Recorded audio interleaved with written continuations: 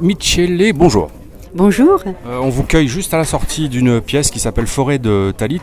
On va peut-être commencer par expliquer ce qu'est un talit, comme ça on va rentrer directement dans le vif du sujet. Oui.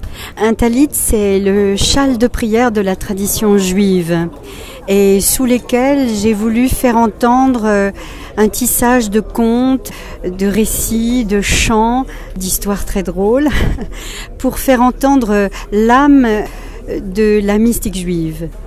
Oui, parce que effectivement, il est question de culture juive, mais plus particulièrement sous l'aspect mystique.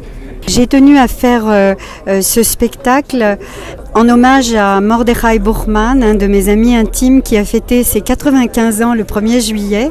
En fait, ce que je voulais, c'est faire entendre l'au-delà d'une culture, l'au-delà de toute religion en réalité, parce que les mystiques à ce niveau-là se rejoignent tous, qu'ils soient de la tradition bouddhiste, hindouiste, musulmane ou chrétienne. On les retrouve tous au même endroit, dans cette source de vie qui est chacun d'entre nous et qui nous appelle, qui nous accueille. Comme je le dis dans ce spectacle, le talit représente le divin que nous sommes, qui nous prend dans ses bras et qu'à l'intérieur, nous sommes contenants et contenus à la fois, c'est-à-dire que nous sommes divins.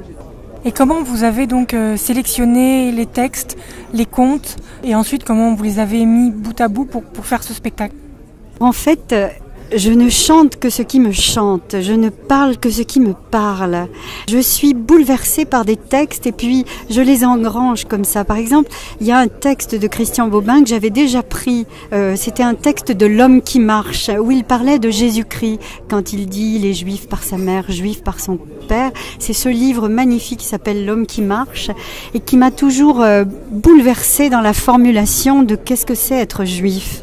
Et puis, il y a des textes de Paul Celan, il y a Benjamin Fontaine, il y a vraiment des textes qui me parlent profondément et en général des textes qui tissent une relation entre ce qu'on a de plus humain et finalement ce qu'on a de plus humain, c'est probablement ce qu'on a de plus divin.